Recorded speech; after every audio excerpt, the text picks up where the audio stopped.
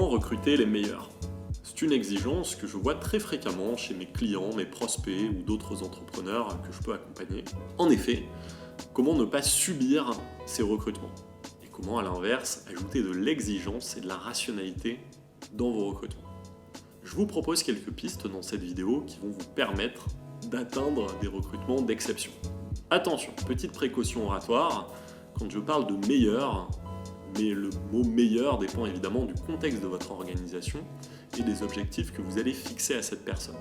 Je crois profondément que chaque personne a sa place dans le monde du travail. Tout d'abord, il faut rédiger une annonce courte et percutante pour attirer des candidats qualifiés.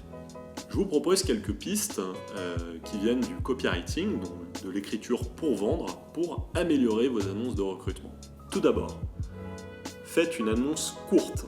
Trop souvent, les annonces sont longues, sont incompréhensibles. Il m'arrive très fréquemment de lire des annonces et de ne même pas comprendre l'activité de l'entreprise. Des annonces courtes vont vous permettre d'être poussé et d'être mis en avant dans les algorithmes des job boards.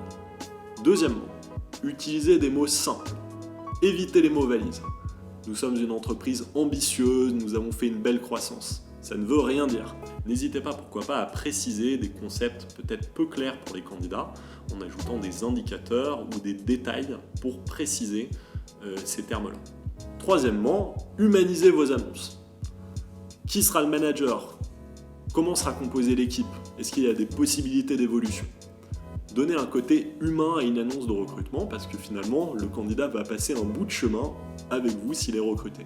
Vous pouvez aussi ajouter un appel à l'action / call to action à la fin de votre annonce de recrutement. Selon les statistiques, cela aura un impact sur le nombre de candidatures que vous allez recevoir. C'est bon, vous avez rédigé une belle annonce de recrutement, n'hésitez pas à la faire lire autour de vous, aux salariés de votre entreprise pour voir s'ils comprennent bien et si ils sont aussi bien alignés avec vos attentes et finalement la réalité que vous décrivez dans votre annonce. Une fois que vous la postez, finalement vous pouvez vous rendre compte qu'il existe de nombreux canaux de recrutement. Tout d'abord, les job boards gratuits, typiquement Pôle emploi, Indeed, l'APEC, aussi certains slots que vous pouvez utiliser gratuitement sur LinkedIn.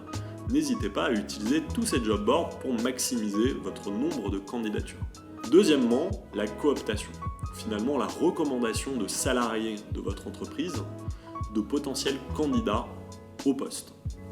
C'est souvent une source extrêmement puissante de recrutement. Il vous permet d'avoir rapidement des candidats qui sont qualifiés et aussi qui se seront fait briefer sur le poste, sur la réalité de votre organisation. Et les recrutements ont de fortes chances de réussite via ce canal-là.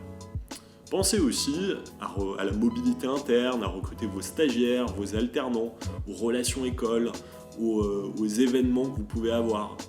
Ouvrez un maximum vos chakras, donc vos canaux de recrutement, pour avoir un maximum de candidats en lice pour le poste. Le process de recrutement. Je vous propose 4 outils décisifs pour attirer les meilleurs dans votre process de recrutement.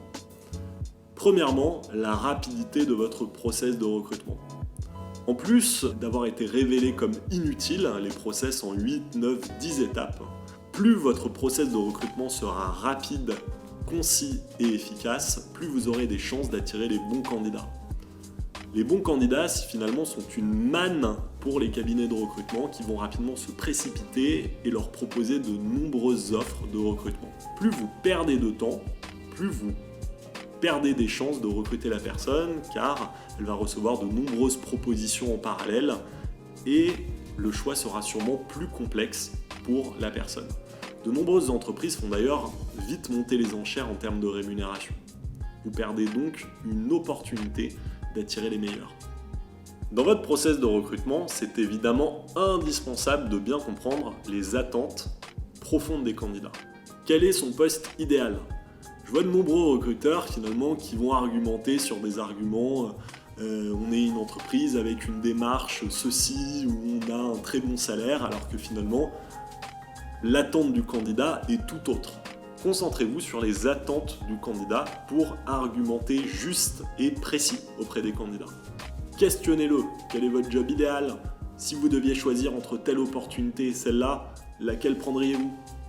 Ne tapez pas à côté, questionnez, comprenez et argumentez. La transparence côté entreprise. Je vous propose d'être très transparent sur le budget que vous proposez sur le poste. et sur le positionnement du candidat vis-à-vis de ce budget. Mais aussi sur le nombre de candidats que vous rencontrez sur le poste, sur vos doutes, sur vos attentes, sur les questions que vous pouvez avoir sur ce candidat. Côté candidat, je vous propose de prendre les devants et de proposer rapidement au candidat de faire part de ses doutes, de ses questions, de ses autres process de recrutement en cours, des avancements qu'il peut avoir. Créer cette notion de transparence entre le candidat et votre organisation va poser des fondations saines pour proposer une belle offre au candidat. Quatrièmement, l'évaluation. En effet, c'est indispensable de pouvoir évaluer correctement les compétences du candidat au regard du poste que vous proposez. Mais l'évaluation a aussi un objectif de vente de votre poste. Si vous évaluez finement en posant des questions intéressantes au candidat, en proposant des cas pratiques intéressants, cette évaluation va automatiquement être vendeuse et permettre au candidat de se projeter sur le poste. Le salaire. Évidemment, on ne travaille pas pour la gloire. Donc les bons candidats vont évidemment privilégier, comme vous je l'imagine, les offres qui sont financièrement intéressantes pour eux. Finalement, comment avoir une idée juste de ce qui se pratique sur le marché ? Vous pouvez trouver facilement en ligne des études de rémunération réalisées par des grands cabinets de recrutement, mais vous pouvez simplement demander aux candidats que vous rencontrez combien est-ce qu'ils touchent, quelles sont leurs prétentions salariales, etc. Quelle est la carotte du recrutement ? C'est un terme peut-être un peu vulgaire, mais qui pour moi a tout son sens. Quel sera le plus du poste que vous proposez versus le poste actuel du candidat ? Si vous proposez un poste qui sera à l'identique du poste qu'occupe actuellement la personne, ça va être déjà beaucoup plus compliqué de le convaincre de bouger et en plus, il y a de fortes chances que cette personne s'ennuie.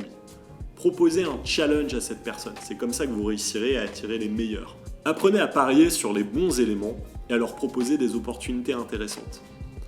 Déceler les bonnes personnes, même si elles n'ont pas toutes les compétences, va vous donner un avantage compétitif très important sur le marché du recrutement pour finalement prendre une prise de risque limitée et avoir les meilleurs talents, entre guillemets, à moindre prix.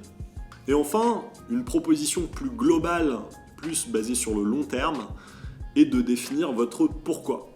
Comme en parle très bien Simon Sinek avec son Start with Why, définir le pourquoi de votre organisation va vous permettre de rassembler des personnes qui vont partager le pourquoi et finalement, ça va vous permettre de créer du sens dans vos recrutements et d'attirer des personnes motivées par l'objectif et la vision de votre organisation.